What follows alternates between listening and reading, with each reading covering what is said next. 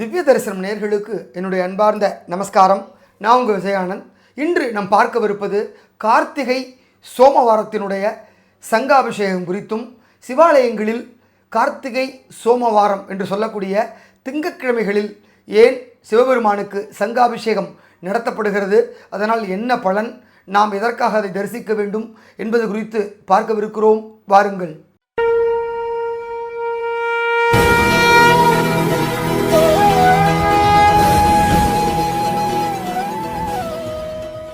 ஐப்பசி மாதம் அப்படின்னாலே நமக்கு தெரியும், துலா மாதம்னு சொல்லுவோம். இந்த ஐப்பசி மாதத்தில் தான் பௌர்ணமி அன்னைக்கு எல்லா சிவாலயங்கள்லேயும் அன்னாபிஷேகம் நடந்தது. நம்ம எல்லாரும் கண்குளிர தரிசனம் பண்ணோம். ஸோ துலா மாதம் அப்படின்னாலே ஒரு மாதங்களில் ரொம்ப சிறந்த மாதம். அதற்கு அடுத்ததாக வரக்கூடிய கார்த்திகை மாதம் ரொம்ப அற்புதமான மாதம், தெய்வீகமான மாதம். இந்த மாதத்தில் தான் இந்த வேத விற்பனர்கள்லாம் வேத மந்திரங்கள் எல்லாம் எல்லா இடத்துலையும் டெய்லி பாராயணம் பண்ணி அந்த வேதத்துக்கு ஒரு மரியாதை கொடுக்குற வகையில் அந்த வேதத்தை பார்த்தாலோ கேட்டாலோ அவ்வளவு புண்ணியம் இந்த மாதத்தில். அப்படிப்பட்ட சிறந்த மாதமான இந்த கார்த்திகை மாதம், அதாவது விருச்சிக மாதம் அப்படிம்பாங்க. எப்படி ஐப்பசியை துலா மாதம் அப்படிங்கிறோமோ அதே போல் இந்த மாதத்தை விருச்சிக மாதம் அப்படிம்பாங்க. இந்த விருச்சிக மாதத்தில் திங்கட்கிழமை, அந்த திங்கட்கிழமைக்கு தான் சோமவாரம் அப்படின்னு சொல்லுவோம். அந்த திங்கள் சந்திரனுடைய அதிபதியான நாள். அந்த நாளில் மாலை வேளையில், அந்த பிரதோஷ வேளையில் எல்லா வாரங்களிலும், அதாவது அந்த கார்த்திகை மாதத்தில் வரக்கூடிய 4 வாரமோ 5 வாரமோ அந்த 5 சோமவாரங்களிலும் சங்காபிஷேகம் நடக்கும் சிவபெருமானுக்கு.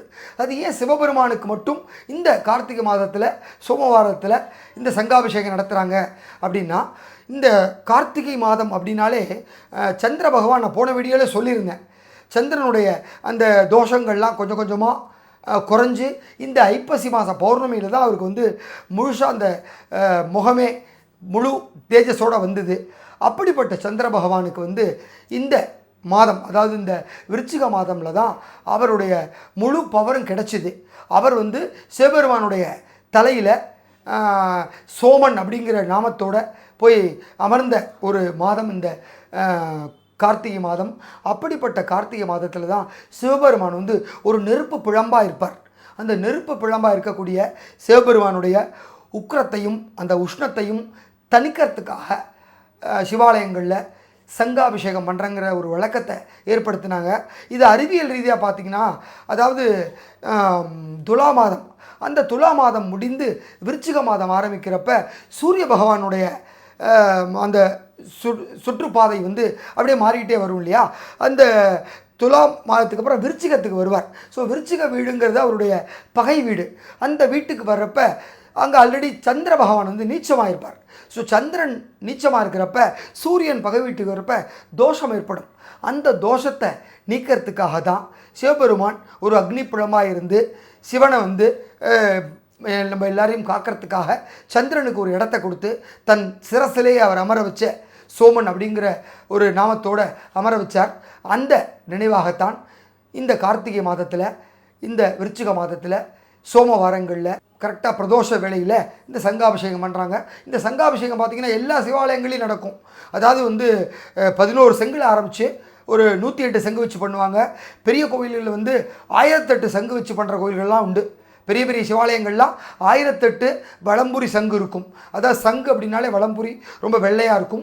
அந்த வெள்ளையாக இருக்கக்கூடிய சங்கு அதை வைக்கிறதுக்கு முன்னாடி அந்த ஓம்காரங்கிற அந்த பிரணவ மந்திரத்தினுடைய அடையாளமாக அந்த ஓம்ங்கிற அத்தாச்சாரத்தில் அழகாக ஒரு வாழை இலையோ இல்லை தைய இலையோ போட்டு அதன் மேலே தானியமாக சொல்லப்படுற அரிசி, நெல்லோ, இது ரெண்டுமே சந்திரனுக்கு உகந்த தானியம். அந்த தானியத்தை நிரப்பி அதுக்கு மேலே இந்த வெள்ளை நிறத்தில் இருக்கக்கூடிய வலம்புரி சங்கை வச்சு அந்த சங்கில் பார்த்திங்கன்னா நல்ல வாசனை திரவியங்கள்லாம் அடங்கிய புனித நீரை அதில் நிரப்புவாங்க. அந்த புனித நீரை நிரப்பி அதுக்குள்ளே ஒரு பவித்திரத்தை வைக்கிறப்ப அது ரொம்ப பவித்திர தன்மை வாய்ந்ததாக மாறும். இது எல்லாமே நடக்கிறது ஒரு யாகசாலைக்குள்ளே. அது பிரதான கலசத்தை வச்சு அதில் சுவாமியையும் அம்பாளையும் ஆவாகனம் பண்ணி அந்த ஆவாகனத்துக்கு அப்புறம் இந்த வேத மந்திரங்கள்லாம் ஓதுனத்துக்கு அப்புறம் யாகசாலை பூஜைகள்லாம் நிறைவிட்டு இறுதியாக சோடசோபசாரத்தோட தீபாரதெல்லாம் நடத்தப்பட்டு இந்த 108 சங்கோ இல்லை 1008 சங்கோ அது அத்தனையும் சிவபெருமானுடைய சிரசில் அபிஷேகம் செய்யப்படும். அந்த அபிஷேகத்தை பார்க்குறது அப்படிங்கிறது பெரிய கொடுப்பனை. அதாவது நான் ஏற்கனவே சொன்ன மாதிரி கார்த்திகை மாதமே வந்து ஒரு ரொம்ப சிறந்த மாதம். இந்த மாதத்தில் வேதத்தை பார்க்குறது, வேதத்தை கேட்குறது அவ்வளவு புண்ணியம்.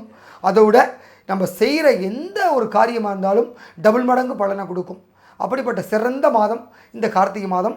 அந்த மாதத்தில் அதுவும் சந்திர பகவானுக்கே தன்னுடைய முழு பவரும் ஒளியும் கிடைச்சி பிரகாசமான இந்த ஒரு மாதத்தில் சிவபெருமான் அவருக்கு ஆசிகளை வழங்கி அவர் ஒரு அற்புதமான தேசத்தை கொடுத்த அந்த ஒரு நாளில் நாமளும் போய் அந்த சிவபெருமானை வழிபட்டு எல்லாம் உள்ள ஈசனுடைய அருள் மூலியமாக நமக்கு ஒரு நல்ல தேஜஸ் கிடச்சி வாழ்க்கையில் இன்னும் மேலும் மேலும் பல சௌகரியங்களை பெற்று மேன்மையான இடத்துக்கு அடையிறதுக்கு ஒரு அற்புதமான ஒரு நன்னாள் தான். அப்படிப்பட்ட இந்த கார்த்திகை சோமவார சங்காபிஷேகம் அப்படிங்கிறது எல்லா சிவாலயங்கள்லையும் நடக்கும். நீங்கள் தைரியமாக நம்பி பக்கத்தில் இருக்க சிவாலயங்களுக்கு போகலாம். அந்த மாதிரி சிவாலயங்களில் ஒவ்வொரு ஆண்டும் இது பார்த்திங்கன்னா 4 வாரம் இருக்கும், சில வருடம் 5 வாரம் இருக்கும். இந்த முறை இந்த வருடம் வந்து நமக்கு 5 கார்த்திகை சோமவாரங்கள் அமையப்பட்டிருக்கிறது. அதனுடைய முதல் சோமவாரம் நாளைய தினம், அதாவது நவம்பர் 17/11/2025 திங்கட்கிழமை அன்னைக்கு அமையப்பட்டிருக்கு. ஒரு அற்புதமான ஒரு நன்னாள். இது முதல் வாரமாக கொண்டாடப்படுது. அதற்கப்புறம் 2வது கார்த்திகை சோமவாரம் இதே மாதம் 24ஆம் தேதி நமக்கு அமையப்பட்டிருக்கிறது. அதனைத் தொடர்ந்து டிசம்பர் மாதம், அடுத்த மாதம் டிசம்பர் 1/12/2025 திங்கட்கிழமை 3வது கார்த்திகை சோமவாரம். அதனைத் தொடர்ந்து 8/12/2025 திங்கட்கிழமை 4வது கார்த்திகை சோமவாரம் அமையப்பட்டிருக்கிறது. இந்த ஆண்டு கூடுதலாக 15/12/2025 திங்கட்கிழமை 5வது கார்த்திகை சோமவாரமும் அமையப்பட்டிருக்கிறது. இப்படி 5 சோமவாரங்களும் நாம் சிவாலயங்களுக்கு சென்று அந்த மாலை வேளையில் 4:30 மணி முதல் 6:30 மணி வரை பகவானுக்கு நடைபெறும் அந்த சங்காபிஷேக தரிசனத்தை கண்டுகளித்து மனமுற சிவபெருமானை வேண்டி வழிபட்டால் நிச்சயம் உங்கள் வாழ்வில் ஒரு மிகப்பெரிய மாற்றம் அமைவது உறுதி. அதுவும் வந்து கடைசி சோமவாரம் என்பது டிசம்பர் மாதம் 15ஆம் தேதி. கிட்டத்தட்ட நம்ம இந்த மார்கழி மாதம் தொடங்குறதுக்கு ஒரு 2 நாட்களுக்கு முன்பாக அடுத்தது மார்கழி மாதம் ரொம்ப புனிதமான ஒரு மாதம் தொடங்கிவிடும். அதுவும் ரொம்ப அற்புதமான ஒரு மாதம். அதனால தான் அந்த கார்த்திகை மாதத்தில் எப்போதுமே திருக்கார்த்திகை தீபம் வரும். நம்ம திருவண்ணாமலையில் அக்னி பிழம்பா காட்சியளிக்கக்கூடிய ஈஸ்வரன் இந்த மாதிரி ஒரு சங்காபிஷேகம் பண்ணுறது மூலிமா நம்ம குளிர்விக்கிறோம். அப்படிப்பட்ட அந்த தீப திருவிழா, கொடியேற்று விழாவும் நடந்து அதோட உற்சவங்களும் நடக்கும். வேணா 3ஆம் தேதி கார்த்திகை தீப திருவிழா இருக்கிறதுனால 4ஆம் தேதி பெரிய கார்த்திகை அப்படிங்கிறதுனால அந்த ஒரு வைபவமும் இருக்கும் இதே மாதத்தில். அதே போல தான் அந்த கார்த்திகை மாதத்தில் தான் நம்முடைய இல்லங்களில் மாலை வேளைகளில் 2 புறமும் விளக்கேற்றி வைத்து வழிபடணும். அது இந்த மாதம் ஃபுல்லாக நீங்கள் பண்ணிட்டீங்கனாலே ஒரு பெரிய புண்ணியம். உங்கள் வீடே லக்ஷ்மி கடாட்சமாக மாறிடும். எப்போதுமே கார்த்திகை மாதத்தில் மாலையிலையும் மார்கழி மாதத்தில் அதிகாலையிலையும் வீட்டு வாசலில் 2 புறமும் விளக்கு வைக்கணுங்கிற வழக்கத்தை நம்ம ஏற்படுத்திக்கணும். அப்படி பண்ணிட்டோம் அப்படின்னாலே நம்ம வீட்டில் அந்த மகாலட்சுமியினுடைய அனுகிரகம் இருந்துக்கிட்டே இருக்கும், செல்வ செழிப்பு இருந்துகிட்டே இருக்கும். உங்கள் வீட்டில் ஒரு அன்னத்துக்கு குறைவு இருக்காது, நோய் நொடி உங்கள் வீட்டில் பர்மனெண்ட்டாக இருக்காது, லக்ஷ்மி கடாட்சம் இருக்கும், காசு சேரும். இப்படிப்பட்ட ஒரு அற்புதமான ஒரு மாதம் தான் இந்த கார்த்திகேயன் மார்கழி மாதம். இந்த வசத்தியான இந்த கார்த்திகை மாதம் நாளைய தினம் பிறக்கிறது. அதுவும் வந்து இந்த ஆண்டு வந்து கார்த்திகை சோமவாரமும் நாளைய தினம், அதே போல் கார்த்திகை முதல் தேதியும் நாளைக்கு தான். ஸோ மாதத்தினுடைய முதல் தேதியே சோமவாரமாக இருக்கிறது இன்னும் கூடுதல் சிறப்பு. அதனால தான் நமக்கு 5 சோமவாரங்கள் அமையப்பட்டிருக்கிறது.